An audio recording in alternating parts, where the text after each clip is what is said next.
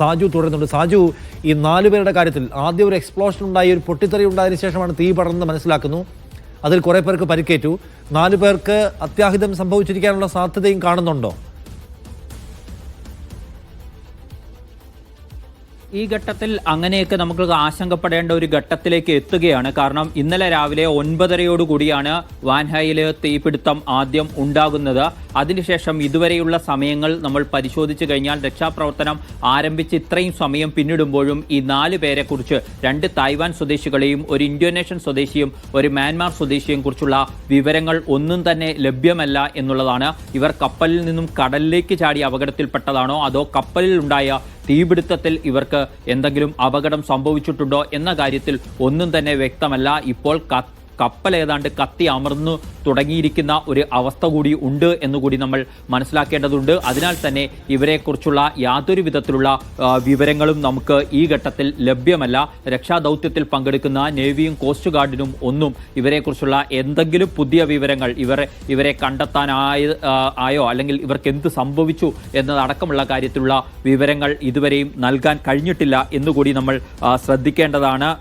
ഏറ്റവും മാരകമായ വസ്തുക്കളാണ് ഈ കപ്പലിനകത്ത് ഉള്ളത്. ഇവർ കപ്പലിനുള്ളിൽ കുടുങ്ങിയതാണെങ്കിൽ പോലും ഇവരുടെ ജീവൻ അപായത്തിലാണ്.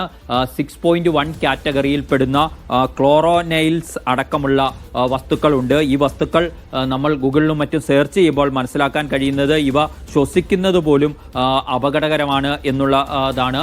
അത്തരത്തിലുള്ള വസ്തുക്കൾ അടങ്ങിയ കണ്ടെയ്നറുകളാണ് ആ കപ്പലിലുള്ളത്.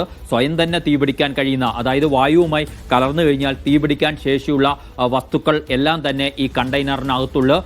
ഒപ്പം തന്നെ പരിസ്ഥിതിക്ക് വളരെയധികം നാശനഷ്ടമുണ്ടാക്കാൻ കഴിയുന്ന രീതിയിലുള്ള കീടനാശിനികൾ ഈ കണ്ടെയ്നറുകൾ ഉണ്ട് എന്നാണ് നമുക്ക് ലഭ്യമായിട്ടുള്ള DG ഷിപ്പിങ്ങിൽ നിന്ന് തന്നെ ലഭ്യമായിട്ടുള്ള ഈ ഡേഞ്ചറസ് ഗുഡ്സ് മാനിഫെസ്റ്റ് പറയുന്നത്.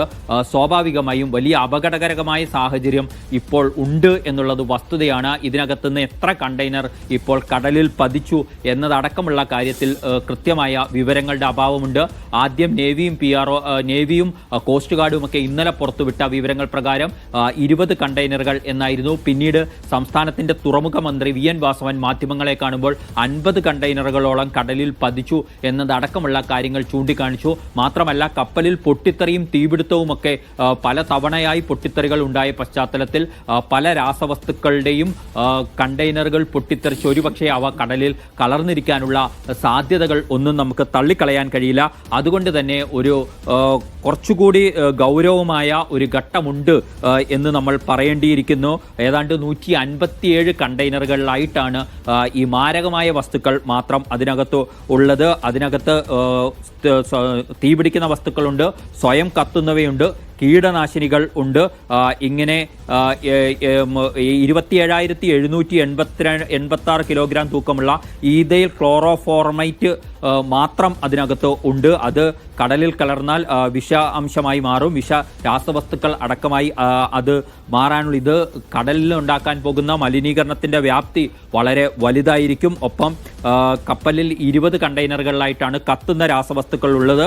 ഇതിൽ തന്നെ 2 കണ്ടെയ്നറുകളിൽ ആൽക്കഹോൾ അടങ്ങിയ നൈട്രോസെല്ലുലോസ് ഉണ്ട്. 12 കണ്ടെയ്നറുകളിൽ നാഫ്തലിനുണ്ട്.